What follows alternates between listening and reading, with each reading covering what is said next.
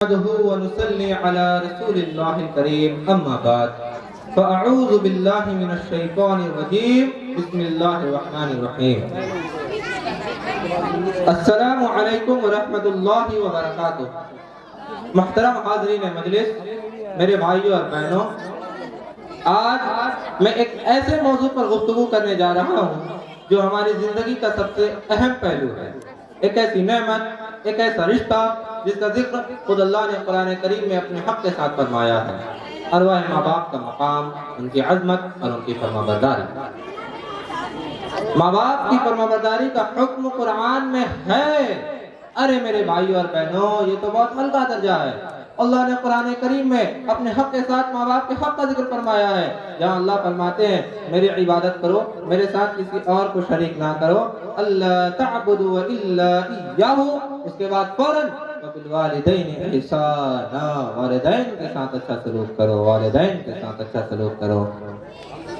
میرے عزیزوں، قرآن میں اللہ نے صرف دو پرسنالٹیز کا ذکر کیا ہے جن کے احسانات یاد دلا کر ان کا حق ادا کرنے کا حکم فرمایا ہے۔ ایک ذات تو خود رب العالمین کی ہے، جس نے چاند، سورج، ستارے، پورا نظام، خود انسان کا جسم، اس کی زندگی کے ہر پل، ہر لمحے، ہر سانس عطا کی ہے۔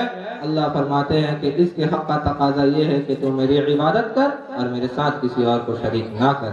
اور اس کے بعد والدین کے بے شمار انعامات اور احسانات ہیں تجھ پر، خاص طور پر ماں، خاص طور پر ماں کی ہر درد، اس کی ہر قرن، اس کی ہر قربانی کو اللہ رب العالمین نے قرآن کریم میں اتنے خوبصورت انداز میں ذکر کیا ہے کہ انسان کو ایموشنل بنا دیتا ہے۔ اللہ فرماتے ہیں کہ اب تو اس کے ساتھ حسن سلوک کر، اب تو اس کے ساتھ حسن سلوک کر۔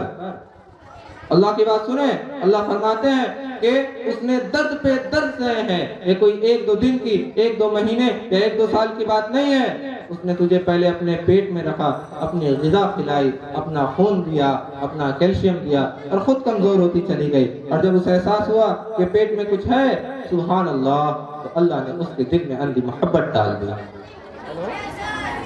میرے بھائیوں اور بہنوں، تم جو کچھ بھی ہو اور جو کچھ بھی بنو گے وہ صرف اور صرف والدین کے دعاؤں کے نتیجوں میں بنو گے۔ والدین کی دعائیں تمہیں اتنی بلندی پر لے جائیں گی جہاں تمہارا ٹیلنٹ اور تمہارا ہارڈ ورک بھی تمہیں نہیں لے جا سکتی ہے۔ اگرچہ ماں باپ دعا نہ بھی دیں، لیکن ان کی دل کی کڑن، ان کی تکلیف اللہ کے یہاں سنی جاتی ہے۔ پھر انسان کی کامیابی میں رکاوٹیں، آبسٹیکل بنتی چلی جاتی ہے۔ انسان وظیفے اور تعویذ کرتا ہے، یہ رکاوٹیں کیا ہیں؟ ارے دیکھو تو نے اپنے والدین کے ساتھ کیسا سلوک کیا ہے۔ رسول اللہ صلی اللہ علیہ وآلہ وسلم نے 3 مرتبہ بددعا دی کہ اس شخص کی ناک خاک میں مل جائے۔ رغم انفہ، رغم انفہ، رغم انفہ۔ ایک صحابی نے پوچھا لمن یا رسول اللہ، یا رسول اللہ کس کی؟ تو فرمایا جس نے اپنے والدین کو بڑھاپے میں پایا، دونوں کو یا ایک کو، اور پھر بھی ان کی خدمت و فرمانبرداری کر کے جنت حاصل نہ کر سکا۔ میرے بھائیوں اور بہنوں، قرآن و حدیث کے سبق سے سبق حاصل کرو، یہ ہمارے لیے ہے، یہ ہماری اصلاح کے لیے ہے۔ میں اکثر کہتا ہوں کہ اولاد کا اپنے ماں باپ سے رشتہ کو اللہ 2 طریقے سے آزماتا ہے۔ 2 فیز ہوتے ہیں امتحان کے، اور ایک فائنل ایگزام ہوتا ہے۔ پہلا امتحان تب ہوتا ہے جب اولاد ٹینیجرز ہوتی ہے، 15 17 کی عمر، خواہشات، جذبات، غرم خون، مائی لائف مائی رولز ہوتے ہیں، تو اللہ اس فیز میں فرمانبرداری سے آزما رہا ہے، کیونکہ ماں باپ بھی جوان ہیں اور بچے بھی جوان ہو رہے ہیں۔ انہیں اس وقت خدمت کی ضرورت نہیں، انہیں ضرورت ہے ان کی اولاد کی خدمت کی، تاکہ ان کی اولاد ان کی فرمانبرداری کرے، تاکہ ان کی اولاد ان کی آنکھوں کی ٹھنڈک بن سکے۔ میرے عزیزوں، اللہ تمہیں اونچی منزلوں تک لے جائے، لیکن تمہارا سب سے قیمتی سرمایہ تمہارے ماں باپ ہے۔ اگر وہ راضی ہے تو تم نے سب کچھ حاصل کر لیا، اگر وہ ناراض ہے تو تم سب کچھ حاصل کرنے کے بعد بھی ناکام ہو۔ میری بات یاد رکھنا۔ آئیے آج ہم یہ عہد کریں کہ ہم اپنے والدین کی خدمت کریں گے، ان کی عزت کریں گے، ان کی دعاؤں کو زندگی کا سرمایہ بنائیں گے۔